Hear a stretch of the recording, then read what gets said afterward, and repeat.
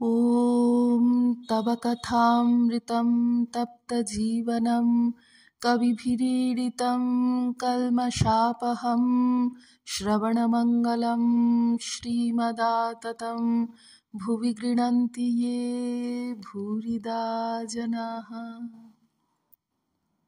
ঠাকুর শ্রী রামকৃষ্ণ দক্ষিণেশ্বর মন্দিরে ভক্ত সঙ্গে 1884 2রা মার্চ। শ্রী রামকৃষ্ণ ভক্ত 3 শ্রেণীর। অধম ভক্ত বলে ওই ঈশ্বর, অর্থাৎ আকাশের দিকে সে দেখিয়ে দেয়। মধ্যম ভক্ত বলে যে তিনি হৃদয়ের মধ্যে অন্তর্যামী রূপে আছেন। আর উত্তম ভক্ত বলে যে তিনি এই সব হয়েছেন, যা কিছু দেখছি সবই তাঁর এক একটি রূপ। নরেন্দ্র আগে ঠাট্টা করত আর বলতো, তিনিই সব হয়েছেন, তাহলে ঈশ্বর ঘটি, ঈশ্বর বাটি। সকলের হাস্য। তাঁকে কিন্তু দর্শন করলে সব সংশয় চলে যায়। শোনা এক, দেখা এক। শুনলে 16 আনা বিশ্বাস হয় না। সাক্ষাৎকার হলে আর বিশ্বাসের কিছু বাকি থাকে না। ঈশ্বর দর্শন করলে কর্মত্যাগ হয়। আমার ওই রকমে পূজা উঠে গেল। কালীঘরে পূজা করতাম, হঠাৎ দেখিয়ে দিলে সব চিন্ময়। কোষাকুষি, বেদি, ঘরের চৌকাঠ সব চিন্ময়। মানুষ, জীবজন্তু সব চিন্ময়। তখন উন্মত্তের ন্যায় চতুর্দিকে পুষ্প বর্ষণ করতে লাগলাম। যা দেখি তাই পূজা করি। একদিন পূজার সময় শিবের মাথায় বজ্র দিচ্ছি, এমন সময় দেখিয়ে দিলে এই বিরাট মূর্তি শিব। তখন শিব গড়ে পূজা বন্ধ হলো। ফুল তুলছি, হঠাৎ দেখিয়ে দিলে যে ফুলের গাছগুলি যেন এক একটি ফুলের তোড়া। ত্রৈলোক্য। আহা, ঈশ্বরের রচনা কি সুন্দর! শ্রী রামকৃষ্ণ না গো, ঠিক দপ করে দেখিয়ে দিলে, হিসেব করে নয়। দেখিয়ে দিলে যেন একটি একটি ফুল এক একটি তোড়া সেই বিরাট মূর্তির উপর শোভা করছে। সেই দিন থেকে ফুল তোলা বন্ধ হয়ে গেল। মানুষকেও আমি ঠিক সেই রূপ দেখি। তিনিই যেন মানুষ শরীরটাকে লয়ে হেলে দুলে বেড়াচ্ছেন। যেমন ঢেউয়ের উপর একটা বালিশ ভাসছে। বালিশটা এদিক ওদিক নড়তে নড়তে চলে যাচ্ছে, কিন্তু ঢেউ লেগে একবার উঁচু হচ্ছে, আবার ঢেউয়ের সঙ্গে নিচে এসে পড়ছে। শরীরটা দুদিনের জন্য, তিনিই সত্য। শরীর এই আছে, এই নাই। অনেক দিন হলো যখন পেটের ব্যামোতে বড় ভুগছি। হৃদে বললে, মাকে একবার বলো না, যাতে আরাম হয়। আমার রোগের জন্য বলতে লজ্জা হলো। বললুম, মা, সোসাইটিতে মানুষের হাড় দেখেছিলাম, তার দিয়ে জুড়ে জুড়ে মানুষের আকৃতি। মা, এরকম করে শরীরটা একটু শক্ত করে দাও, তাহলে তোমার নাম গুণকীর্তন করব। বাঁচবার ইচ্ছা কেন? রাবণ বধের পর রামলক্ষ্মণ লঙ্কায় প্রবেশ করলেন। রাবণের বাটিতে গিয়ে দেখেন রাবণের মা নিকষা পালিয়ে যাচ্ছে। লক্ষ্মণ আশ্চর্য হয়ে বললেন, রাম, নিকষার সবংশ নাশ হলো, তবু প্রাণের উপর এত টান। নিকষাকে কাছে ডাকিয়ে রাম বললেন, তোমার ভয় নাই, তুমি কেন পালাচ্ছিলে? নিকষা বললে, রাম, আমি সেজন্য পালাই নাই। বেঁচেছিলাম বলে তোমার এত লীলা দেখতে পেলাম। যদি আরো বাঁচি তো আরো কত লীলা দেখতে পাব। তাই বাঁচবার স্বাদ। বাসনা না থাকলে শরীর ধারণ হয় না। সহাস্যে। আমার একটি আধটি স্বাদ ছিল। বলেছিলাম, মা, কামিনী কাঞ্চন ত্যাগীর সঙ্গ দাও। আর বলেছিলাম, তোর জ্ঞানী ও ভক্তের সঙ্গ করব। তাই একটু শক্তি দে, যাতে হাঁটতে পারি, এখানে ওখানে যেতে পারি। তা হাঁটবার শক্তি দিলে না কিন্তু। ত্রৈলোক্য। সহাস্যে। স্বাদ কি মিটেছে? শ্রী রামকৃষ্ণ সহাস্যে। একটু বাকি আছে। সকলের হাস্য। শরীরটা দুদিনের জন্য। হাত যখন ভেঙে গেল, মাকে বললুম, মা, বড় লাগছে। তখন দেখিয়ে দিলে গাড়ি আর তার ইঞ্জিনিয়ার। গাড়ির একটা আধটা স্ক্রু আলগা হয়ে গেছে। ইঞ্জিনিয়ার যেরূপ চালাচ্ছে গাড়ি সেইরূপ চলছে, নিজের কোনো ক্ষমতা নাই। তবে দেহের যত্ন করি কেন? ঈশ্বরকে নিয়ে সম্ভোগ করব, তাঁর নামগুণ গাইব, তাঁর জ্ঞানী ভক্ত দেখে দেখে বেড়াব। ৫ম পরিচ্ছেদ। নরেন্দ্র মেঝের উপর সম্মুখে বসিয়া আছেন। শ্রীরামকৃষ্ণ ত্রৈলোক্য ও ভক্তদের প্রতি। দেহের সুখ দুঃখ আছেই। দেখো না, নরেন্দ্র বাপ মারা গেছে, বাড়িতে বড় কষ্ট, কোনো উপায় হচ্ছে না।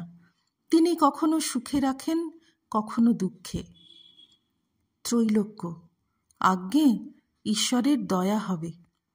শ্রীরামকৃষ্ণ সহাস্যে: আর কখন হবে? কাশীতে অন্নপূর্ণার বাড়ি কেউ অভুক্ত থাকে না বটে, কিন্তু কারু কারু সন্ধ্যা পর্যন্ত বসে থাকতে হয়। হৃদে শম্ভু মল্লিককে বলেছিল, আমায় কিছু টাকা দাও। শম্ভু মল্লিকের ইংরেজি মত। সে বললে, তোমায় কেন দিতে যাব? তুমি খেটে খেতে পারো, তুমি যা হোক কিছু রোজগার করছো।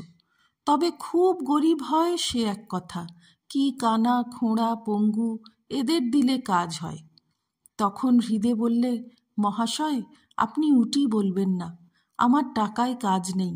ঈশ্বর করুন যেন আমায় কানা খোঁড়া অতি দারিদ্র্যের এসব না হতে হয়। আপনারও দিয়ে কাজ নাই, আমারও নিয়ে কাজ নাই।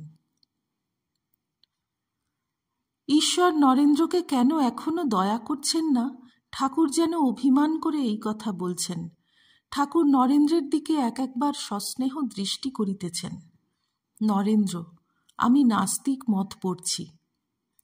শ্রীরামকৃষ্ণ: দুটো আছে, অস্তি আর নাস্তি। অস্তিটাই নাও না কেন? সুরেন্দ্র: ঈশ্বর তো ন্যায়পরায়ণ, তিনি তো ভক্তকে দেখবেন। শ্রীরামকৃষ্ণ: আইনে আছে, পূর্বজন্মে যারা দান টান করে তাদেরই ধন হয়। তবে কি জানো, এ সংসার তার মায়া, মায়ার কাজের ভিতর অনেক গোলমাল, কিছু বোঝা যায় না। ঈশ্বরের কার্য কিছু বুঝা যায় না। ভীষ্মদেব সরসজ্জায় শুয়ে, পাণ্ডবেরা দেখতে এসেছেন, সঙ্গে কৃষ্ণ। এসে খানিকক্ষণ পরে দেখেন ভীষ্মদেব কাঁদছেন। পাণ্ডবেরা কৃষ্ণকে বললেন, কৃষ্ণ, কি আশ্চর্য! পিতামহ অষ্টবসুর একজন বসু, এর মতন জ্ঞানী দেখা যায় না, ইনিও মৃত্যুর সময় মায়াতে কাঁদছেন। কৃষ্ণ বললেন, ভীষ্ম, সেজন্য কাঁদছেন না, ওকে জিজ্ঞাসা করো দেখি। জিজ্ঞাসা করাতে ভীষ্ম বললেন, কৃষ্ণ, ঈশ্বরের কার্য কিছু বুঝতে পারলাম না। আমি এই জন্য কাঁদছি যে সঙ্গে সঙ্গে সাক্ষাৎ নারায়ণ ফিরছেন, কিন্তু পাণ্ডবদের বিপদের শেষ নাই। এই কথা যখন ভাবি, দেখি যে তাঁর কার্য কিছুই বোঝবার জো নাই। আমায় তিনি দেখিয়েছিলেন, পরমাত্মা যাকে বেদে শুদ্ধ আত্মা বলে, তিনিই কেবল একমাত্র অটল সুমেরুবৎ নির্লিপ্ত আর সুখ দুঃখের অতীত।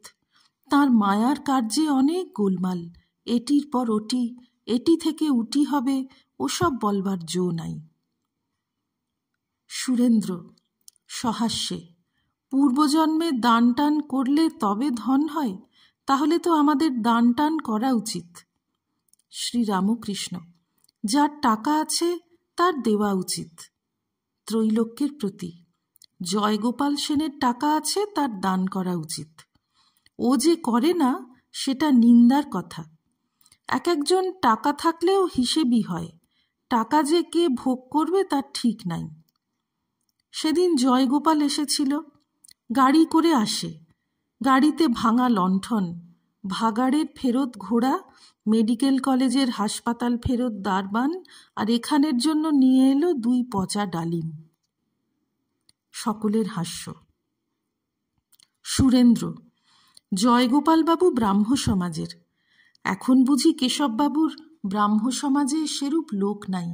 বিজয় গোস্বামী, শিবনাথ ও আর বাবুরা সাধারণ ব্রাহ্ম সমাজ করেছেন।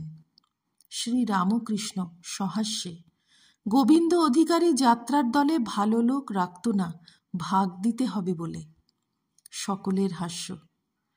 কেশবের শিষ্য একজনকে সেদিন দেখলাম। কেশবের বাড়িতে থিয়েটার হচ্ছিল। দেখলাম সে ছেলে কোলে করে নাচছে। আবার শুনলাম লেকচার দেয়। নিজেকে কে শিক্ষা দেয় তার ঠিক নাই।